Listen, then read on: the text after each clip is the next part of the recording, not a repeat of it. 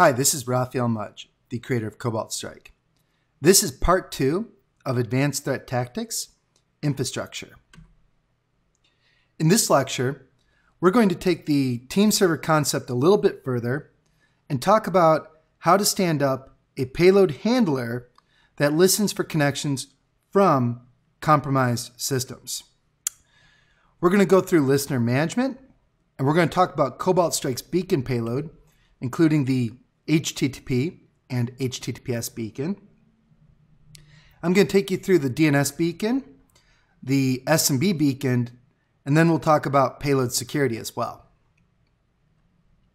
What is a listener? A listener is a server that waits for a connection from a compromised system. In Cobalt Strike, listeners have two purposes. One, they tell Cobalt Strike to stand up a payload handler for whatever configuration you describe. And two, they act as a named alias to reference that handler and its configuration information. When you stand up a listener once, your team only needs to know the listener name. They don't really care how the rest of the infrastructure behind it was configured. But in this lecture, we're going to go deep into how to actually configure all of that. Now, listeners are tied to payloads, okay? And Cobalt Strike sticks with the Metasploit framework's conventions for naming its payloads. So what you have in a payload name is three parts: the operating system, the payload name, and the stager associated with that payload. For example, Windows Beacon HTTP, reverse HTTP, is the beacon HTTP payload for the Windows operating system that uses the reverse HTTP stager. Now, I've said the word a few times, and you may be asking, Raphael, what is a stager? I'm glad you asked. This is very important because we're going to use the term a lot. A stager is a small piece of code that connects back to us, the attacker, downloads the real payload, and injects it into memory. Okay? And you may be asking, why do we stage payloads? Why do we have stagers? And that's a good question. We have stagers because many attacks have a very limited amount of space to embed the actual payload that gets run when the attack is successful. Because of that, we're not going to be able to embed a 200 kilobyte beacon file. Instead, we might get just a few hundred bytes. So because of those limitations, staging becomes necessary. Now, let's talk about listeners. To set up a listener in Cobalt Strike, just go to Cobalt Strike, Listeners. Press Add, and you're going to see the dialog like the one here, where you put in the payload name, or excuse me, a name for the listener, an alias to reference that configuration information. You're going to select the name of the payload type. You're going to put in a host and a port that the payload should stage from. We'll talk about that in a moment. Cobalt Strike has two types of listeners. There's listeners for Cobalt Strike's beacon payload, and beacon is Cobalt Strike's low and slow post-exploitation agent. And there are foreign listeners. And a foreign listener is payload configuration information, but it does not actually stand up a handler. The purpose of a foreign listener is to act as an alias for a payload handler somewhere else, okay? And that could be a payload handler in Cobalt Strike or even a payload handler in the Metasploit framework. Foreign listeners make it easy to pass accesses to other tools that are compatible with the Metasploit framework's payload staging process. Now, I mentioned beacon just a moment ago. You may be asking, what does beacon do? You know it's a post-exploitation agent. Well, beacon really does one thing. It beacons. First, you get the beacon on a box. The way you do that is by pairing beacon's stager with an attack. The stager downloads beacon and ejects it into memory.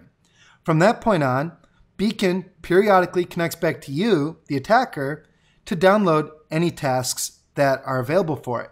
It then executes those tasks and goes back to sleep. That's what beacon does. Beacon is Cobalt Strike's primary payload for red team operations and adversary simulations. Beacon has two communication strategies. You can use it asynchronous, meaning it calls back low and slow. Beacon calls back and goes back to sleep for maybe 5 minutes, an hour, a day, what have you. That's asynchronous operations. Or you can have Beacon call back as fast as it possibly can, and we call that interactive command and control because you're controlling your beacon in real time. Beacon can get out of a network over HTTP or HTTPS, and it can use DNS to get out of a network as well. You may also chain beacons together to have them communicate peer-to-peer over named pipes. Beacon has a lot of post-exploitation and remote administration tool features, and you'll see that as we go through this course. There are three types of beacons that we will deal with in this course. There's the web beacon, HTTP and HTTPS beacon. There's the DNS beacon and the SMB beacon, also called the named pipe beacon. Let's start with the HTTP beacon. Pretty simple to understand. It periodically makes a GET request to download tasks, and it sends output back with a POST request. Pretty simple. Here's how you configure the HTTP beacon. Select Windows Beacon HTTP, Reverse HTTP as your payload. Now, when you configure the host and port in the listener dialog, you are telling Cobalt Strike where the stager should connect to download the beacon payload and inject it into memory. Okay? When you press save, you are now configuring where beacon will phone home to. Notice that these two things are decoupled. The payload stager configuration is the first thing. The payload stage, where it beacons back to, is a separate configuration. Let's go ahead and create a listener for the HTTP beacon payload. I'm going to go to my localhost team server, and let's go to Cobalt Strike listeners. And to create a listener, I'm just going to press add. Okay? And I'm going to give this listener a name that makes it easy to distinguish this listener on this server from listeners on other servers. Because when you're connected to multiple team servers, listener information is pooled. So we're going to call this local beacon HTTP. We'll put it on port 80. And this host and port are the staging host and port. And let's press save. And if I had multiple redirectors or hosts to beacon back to, I could put those in here. Press OK. And there we go. We have now started a listener for the HTTP beacon. Now, let's give that listener a try. Let's go to Attacks, Web Drive-By, PowerShell Web Delivery. This is an attack that gives us a PowerShell one-liner that we can use to get a beacon onto a target. So everything looks good. Let's hit launch.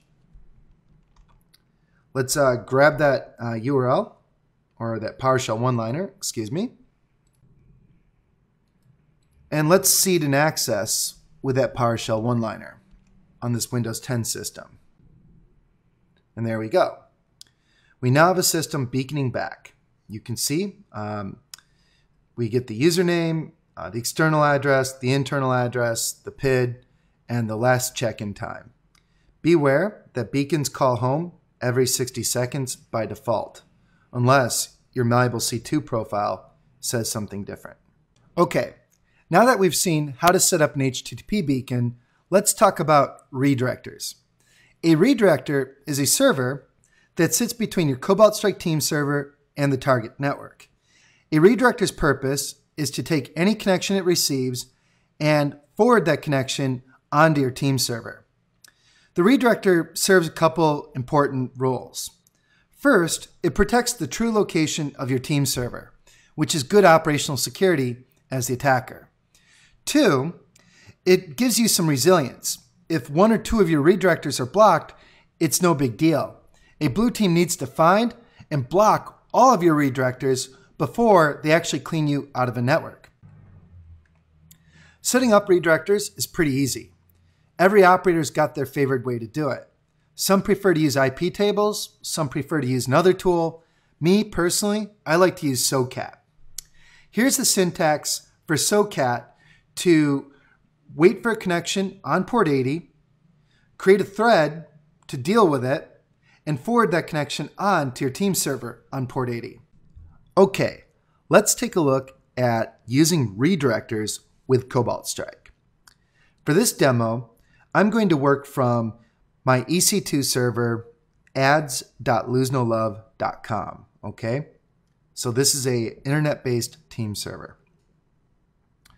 First things first, let's actually stand up the redirectors, okay? I'm going to SSH to 4 boxes that I stood up in Amazon's Elastic Computing Cloud. The first one is R1 for redirector1.losenolove.com. And I'm going to elevate to root, run screen, and I'm going to paste in my line with SOCAT to redirect traffic that comes to the server on port 80 to ads.losenolove.com. And that's it. Let's go ahead and go to my next redirector, which is conveniently r2.losenolove.com. Same thing as before. Elevate, run screen. By the way, if SOCAT is not installed, just do an apt-get install SOCAT, and I'll give it to you. And let's just go ahead and run the redirector again. And let's go to our next redirector. I bet you can guess its name. It's r3.losenolove.com. Elevate to root, screen, paste in the redirector, the line to create the redirector, and one more. Let's do ec2.pem at r4.losenolove.com. Okay, elevate to root, use screen. We use screen just in case our SSH session closes. Our redirector will still run without exiting, so that's pretty nice. And there we go. 4 redirectors ready to rock and roll. Very good. Now let's go ahead and create a listener that uses those redirectors. Let's go to Cobalt Strike, Listeners, press Add, and we're going to create a beacon HTTP listener, but we'll call this EC2 HTTP beacon. EC2 ads, why not? And remember, we're configuring the staging host and port here. So let's do r1.losenolove.com for our staging host, port 80, press save. And now we're being asked where it should beacon back to. Let's use r2.losenolove.com and r3.losenolove.com. There's no reason that you have to reuse the staging host for beaconing as well. So those look good to me. Very cool. We now have a listener that stages to redirector1.losenolove.com and beacons to r2 and r3.losenolove.com. One thing I'd like to show you is how to verify that your infrastructure is good before you try to use it. If you go to View, Weblog, and Cobalt Strike, you can see the traffic that comes to your team server, okay? Let's go over to a browser and let's just surf to a redirector and verify that we get a hit in our weblog. And we'll just say R1. And there you go. You can see a hit on R1. Looks good. R3.losenolove.com. Looks good. Now r4.losenolove.com. So we've just verified that our redirectors are up and running and they work. This is really important. I've had many people say, Raf, I'm not getting callbacks. And I would say 4 out of 5 times it was because of an issue with their redirectors and absolutely nothing to do with the target itself. Okay, good. We know our redirectors work. That's a happy thing. Let's go ahead and hook a beacon with this listener. And we'll do the same thing. We'll go to attacks, web drive-by, PowerShell web delivery. Okay. And we're going to use the HTTP beacon we just created. Notice the benefit of giving listeners different names. And what's cool is we can use redirectors with Cobalt Strike's web drive-by attacks as well. So let's do r4.losenolove.com for the PowerShell web delivery attack. Hit launch, and the one-liner refers to r4.losenolove.com. Let's hit OK. Come over here to a target, paste in the one-liner. You can see a hit on our web server to include a hit on the beacon staging process. And there we go. We now have a system beaconing back to us through our redirectors. That's how you use redirectors with Cobalt Strike. Okay, let's talk about the HTTPS beacon. The HTTPS beacon is the same as the HTTP beacon. It uses the same information from the Malleable C2 profile. It does a GET request to download its stuff. It does a POST request to send its information back. The only difference is the HTTPS beacon uses SSL. It's very important to note that you may import a valid SSL certificate into Cobalt Strike. You do that through the Malleable C2 profile. Go to this URL directly, and you can learn more about how to import a valid SSL certificate with Malleable C2.